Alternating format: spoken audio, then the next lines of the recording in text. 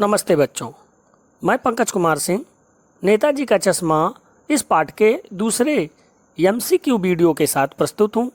अत्यंत महत्वपूर्ण इन प्रश्नों का टर्म 1 एग्ज़ाम में महत्वपूर्ण भूमिका हो सकती है। तो चलिए पहला प्रश्न देखते हैं। मूर्ति बनाने का कार्य किसको सौंपा गया? विकल्प हैं एक प्रसिद्ध मूर्तिकार को, कस्बे के हाई स्कूल के ड्राइंग मास्टर को, कस्बे के एक चित्रकार को, स्थानीय बढ़ई मिस्त्री को। तो नेताजी के चश्मा पाठ में जब नगर पालिका ने बैठक की और उसके पास बहुत ही कम समय बचा था शासन के लिए, तो उसने यह कार्य वहीं कस्बे के एक इकलौते हाई स्कूल के टीचर और इकलौते ड्राइंग मास्टर मोतीलाल जी को यह कार्य सौंप दिया।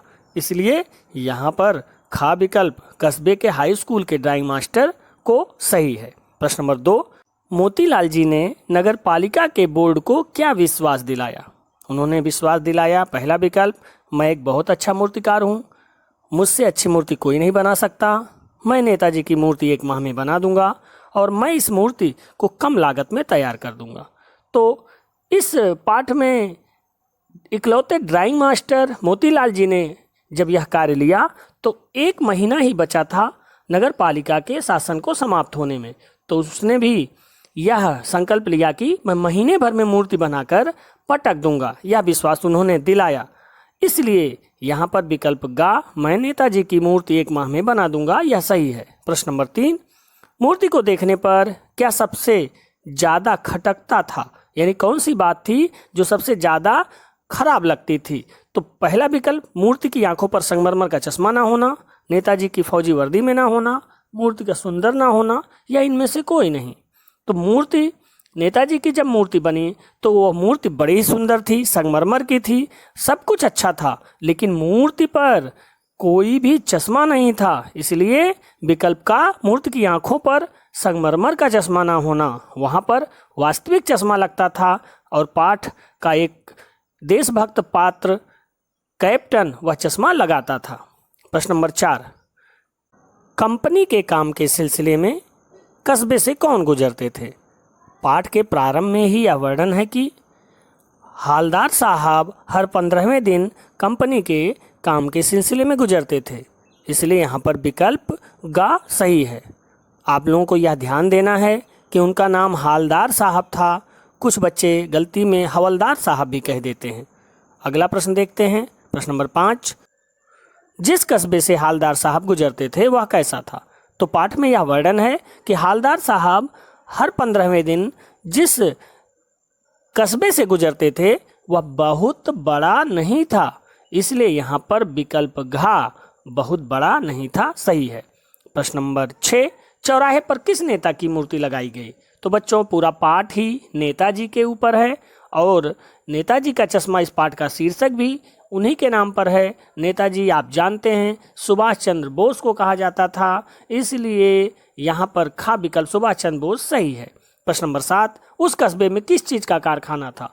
तो जो कस्बे का वर्णन है, उस कस्बे में लड़कों का एक स्कूल, एक लड़कियों का स्कूल, एक सीमेंट का छोटा सा कारखाना, 2 ओपन एयर सिनेमा घर और एक नगर पालिका थी। इसलिए दिए गए इन चारों विकल्पों में से सही विकल्प है घा, सीमेंट का कारखाना।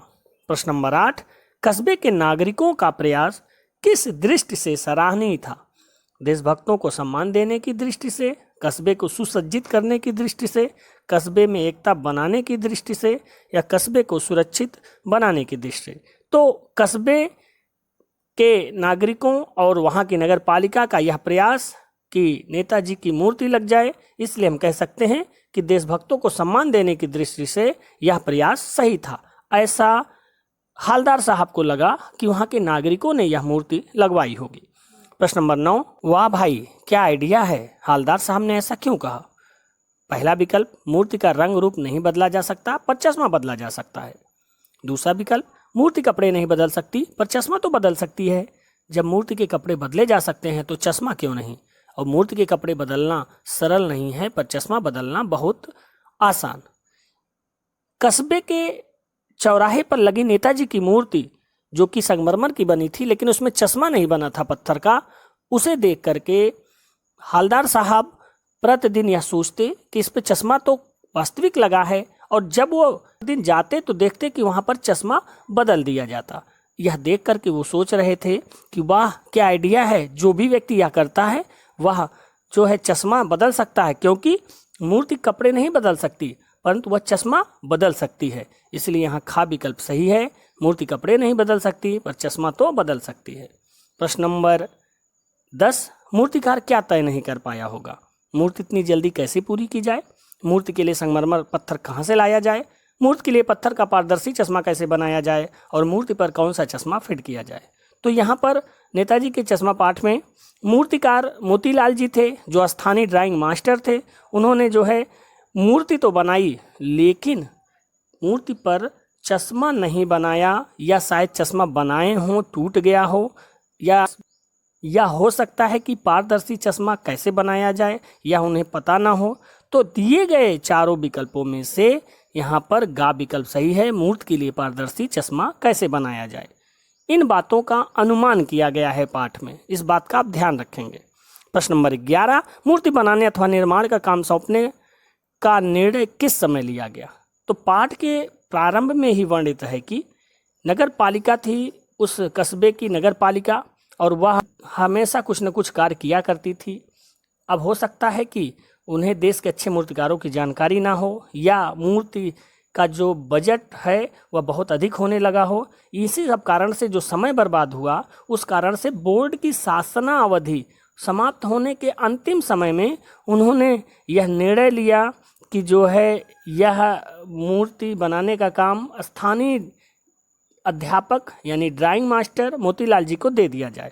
तो यहाँ पर जल्दबाजी में दिया गया निर्णय बोर्ड के शासन की अवधि लगभग समाप्त होने के समय लिया गया, इसलिए यह गा विकल्प सही है। तो बच्चों, ये थे कुछ अत्यंत महत्वपूर्ण प्रश्न। काफ़ी कम समय में आप इसकी तैयारी कर सकते हैं।